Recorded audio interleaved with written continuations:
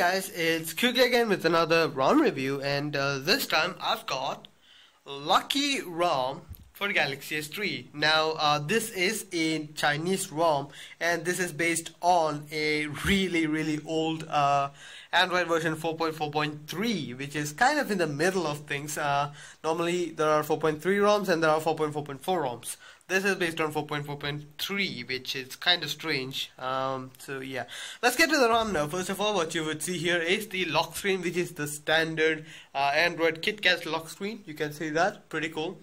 This is the launcher. Now this launcher is called the Lollipop launcher, so it will have a bit of extra settings. You can have all of these settings, so it's pretty neat. I mean, it's nothing special. Well, at least regarding this ROM, it's nothing special that this launcher has a lot of options. Now yeah, pretty cool. Let's go into the settings now. First of all, what you would see here first is that it is a themed ROM. It does have a theme chooser, but the theme chooser is not as evolved as it is in the other newer Cyanogen 11 or 12 ROMs. Like I mean, CM11 does have a very good theme chooser. This one does not. It is a normal theme chooser. Let's go to the settings now, and in the about phone page you can see Lucky. It is based on a USB. This is a Chinese ROM from a Chinese site. I will be linking the place from which this is available in the description, so you can see that. So you can expect everything which the AOSB ROM, which stands for Android Open Source BAM. So yeah, I have already reviewed that ROM, that particular ROM previously for the device. I don't think there is any newer versions available for that. There is a 4.4.4 version, of course. So yeah. Now about the ROM, this is what it is. I mean, there is options available. You can see KitKat stuff, so these are available. You can also go for the puzzle stuff. You can have that. It's all available there. It's nothing special. You can see it is Android 4.4.3. So yeah, I'm not lying about that. So it is 4.4.3. When you are going to use this as your daily driver, if you are using it as a daily driver, you may want to flash the 4.4.3 GApps, which is linked in the forum in the from the description below. So just keep that in mind. So yeah. Now it does have almost all the features which a 4.4.4 or KitKat ROM generally used to have. AOSB KitKat ROM, I mean, kind of like AOSB. AOSB did really have a lot of options. It was a feature-rich ROM. This is too. So let's get on to the features now. First of all, lock screen. You can see that it does have a bit of options here. This is not something which I want to talk about. I mean, it's simple. You do have button actions in the lock screen, and this is the Lollipop launcher which I was talking about. Animation control. AOKP animation control. You have animation control for all of this. Nothing special. I mean, newer Lollipop ROMs also have this, so yeah, it's pretty cool. Now AOSB black is available, but it doesn't really matter if you are using a theme. It is 3.0, so you can switch it on conditions, so pretty cool. It is working. Themes, you can see it does have themes. This is the one which is installed right now, flat style theme. You do have a hollow white from which the wallpaper is, and you have the system theme which is basic. I mean, you can install that and have the basic KitKat experience. Interface settings has a lot of options. First of all, custom progress bar. You can select the progress bar. You can increase the speed. You can customize your progress bar to be anything you want. You can disable mirror mode. You can have it normal. I mean, you can do a lot of stuff with this. You can also color each bands of it. If you are feeling crazy, you can have a lot of stuff. Pretty cool actually. So yeah, OmniSwitch, it does have OmniSwitch. I mean, if you are someone who has used OmniSwitch and you like using OmniSwitch, I personally don't really use that, so I'm not really the one to tell you guys about that. So yeah, if you use it, pretty cool. Recent RAM bar, so you can enable RAM bar in the recent menu. I really used to like this option on KitKats because it gives you how much RAM you have. I mean, for a device like S3 with only 800 megs of RAM at most, it is quite essential to see how much RAM you have remaining so that the background processes don't get closed. So yeah, pretty cool. You do have that. Now the recent menu is also kind of different. So you can see the RAM bar is here, and you can see it has about 427 megs free, which is about correct for a KitKat ROM, which is of course a very RAM efficient OS. So yeah, also this is the BAM style. I mean, it's the Sense style recent app menu. It will be tiled and you can scroll through it. So yeah, you do have a lot of options. Also you do have split view. I mean, you can enable between split view or Halo, which is pretty cool. Remove from the list, app info, and also you can lock it. I mean, that's pretty cool. You can lock it and just clicking this won't actually kill that, so pretty neat. Screen recorder, it does have a screen recorder. You can select the screen recording sizes. It actually is set at about 1080p. You can also have an option for 1080p. It doesn't work, just so you guys know. The screen is a 720p display, so don't select the 1080p. It will be bad, please don't do that. So yeah, LCD density, you can select the LCD density, change preset value, change custom value, so you can actually trick the Google Play Store from detecting your selected LCD density value. So you do have to reboot it from, so pretty cool. I mean, these are not options which were not available previously. I mean, 4.4.4 was customized. I mean, it had a lot of options available from the get-go, so it's not really a new thing or anything. So yeah, it does have gesture anywhere, which is probably one of my most favorite feature out of any USB ROM, so I really like this. System app remover, it does have a system app remover, which I really appreciate, because all file managers are not root based, and until you download a root file manager, you cannot remove whatever you don't want. I mean, there may be something which you may not want, like the FlyIME, which is Chinese keyboard. I don't want that. I can remove it from here. So that is really cool. You can have that. It does have active display, which is a really cool one. You can enable active display and it does work out. I mean, this is an AMOLED display, so it will be beneficial for the display to have active display on rather than an LCD IPS display. So you can use that. I mean, a lot of people may not end up using it because it's not as polished as it should be, but I use it and I really like it. So yeah, it's a really good option. It does have pocket mode, which is something which I really like. You can have it to notification only, or always. If you pull your phone out of your pocket, it will unlock your phone and display the time. So that is really cool without even touching any buttons, which I really like. So yeah, pretty neat. App bar. Now, app bar is the precursor to the app circle, which is available in Lollipop ROM. So you can enable that, and you can click all of this, and you can enable whatever stuff happens or whatever stuff available comes into that. You can set up that content. i90D settings. Now, if you know what i90D settings are, it is available. I will leave you at that. I mean, don't screw with this thing if you don't know what you're doing, because it can severely affect the performance of the system. So that's just something there. Build.prop mods, you have options available for build.prop mods also, which is, again, if you don't know what it is, don't mess with it. Just leave it at what it is. So yeah, pretty cool. Status bar options available, so you can select battery style. I have selected the portrait mode. Landscape mode, you can have portrait. Circle is the normal one which comes with it, so you can have that. Battery wall location, signal status style, custom carrier label. Something which I really miss is the center time, which I couldn't find. I'm not really sure why that is, but it is there. I mean, it should be there, but I couldn't find it. So yeah.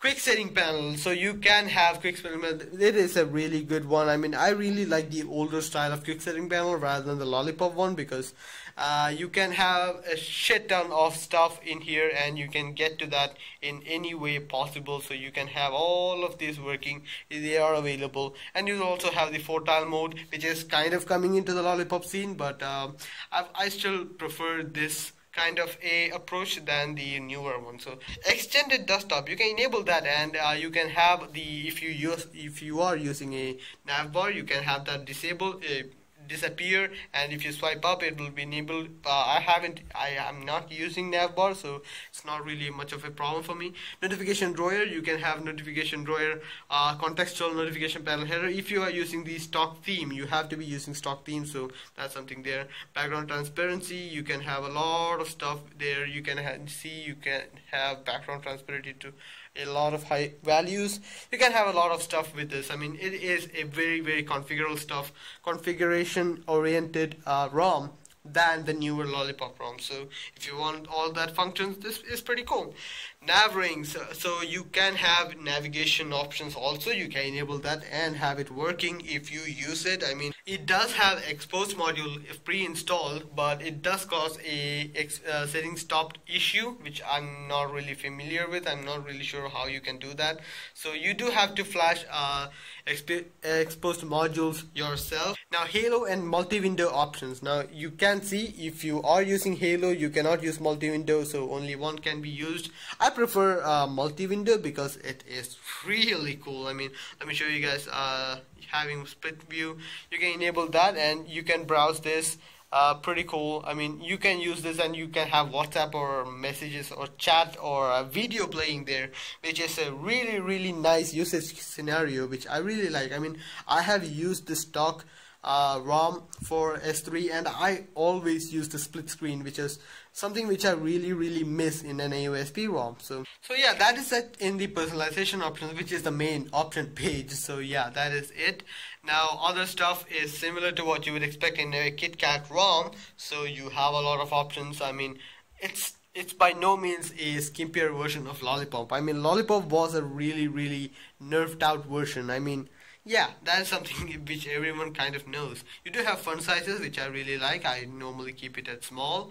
Advanced display, Wacom plug, adaptive backlight, all of these functions are available. You can have animation for this. I mean, you can have, I normally use Don't Show, which is a fade animation, which I really appreciate and which I really like. So you can have that pulse notification light, and you can have button light, which is this one. You can configure that also. You do have app permission options, so app permission is available. You can actually select what all apps have what all permissions, which is a really nice thing if you need to use an app and don't want the app sniffing your stuff. Like Facebook app. I mean, Facebook app is really invasive, and you can mute stuff like microphone, camera and stuff like that for Facebook app. You don't need that this kind of a thing for the Facebook app. So yeah, you can do that. Pretty neat. Now this ROM does come with multiple languages, so you can actually select a lot of languages. You have a multiple array of languages to select from. So even my home country language, I mean Malayalam, that's my language, even that is available. So you will not be having any problem with having your language listed here. So that is something really cool. You do have performance options, so you can also overclock this ROM if you have an overclocking kernel available for this. I'm not really sure what the 4.4.3 overclocking kernel would be. I think Boefla would be there, but I'm not really sure about that, so don't count me on that.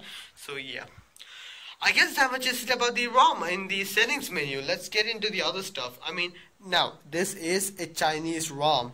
You will have Chinese bloatware, so you can see it is littered with bloatware. You have a lot of stuff here which you don't want, so yeah, that's just it is there, so I'm not really going to do a lot about it. Viper for Android, it does have Viper for Android. You have to install the drivers for it in the first run. I haven't because I'm not going to use this, so yeah. Now the camera app, I'm really impressed with the camera app in this ROM because this is probably the most feature-filled camera app which I have used on an AOSP ROM. So yeah, you can see this is the menu. In the settings, you can see there are a fuck ton of settings. I mean, this is just too much for me. I mean, you have a lot of options. You can, I mean, okay, something which I found out, I was really excited about this. You have frame rate selection. You can select up to 100 FPS. It doesn't work. It only captures at 30 FPS, which I mean, it's cool, but I would have liked 30 FPS. But yeah, that is something there.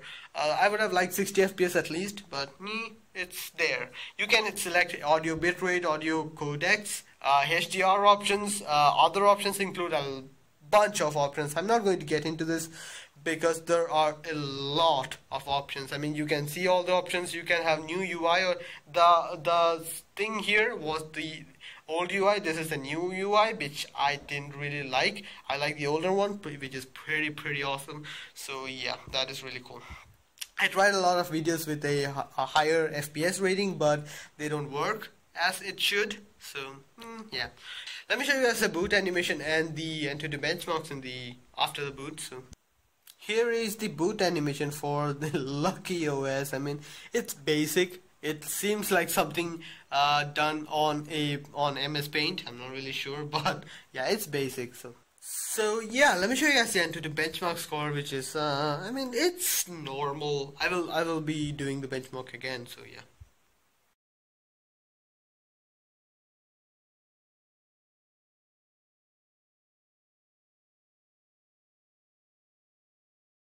So guys, that is the score which I got, which seems to be extremely low from the previous score which I got, which was about 24,770 or something like that. This seems to be extremely low. I'm not really sure what happened, but yeah, it's cool. I mean, it's nothing special. So yeah, pretty cool. So yeah, I guess that much is it about the ROM. It's a different experience. I mean, I'm not going to say this is the perfect ROM for anyone. I'm not really sure, because this is a really old version of Android. I mean, 4.4.3, 4.4.4 could have been done with this ROM and it would have been a better choice. But the camera is something which I really appreciate. I mean, I'm not really sure if I can port the camera from this to another AOSP ROM. I may be able to do that. If I could, that's pretty cool. So yeah, there's nothing much to talk too much about this ROM. This is a basic AOSP port. I mean, AOSP ROM, if you have used it, it's really simple. It's same. You have all the features of an AOSP ROM, and if you are sick of not having those features on Lollipop ROM, you can maybe go ahead and have kind of something like this to actually give you all the features of that. So yeah, pretty cool. So I guess that much is said about the ROM. Hope you guys liked the video. Please share, subscribe, and like the video if you found it useful. See you guys next time. Bye.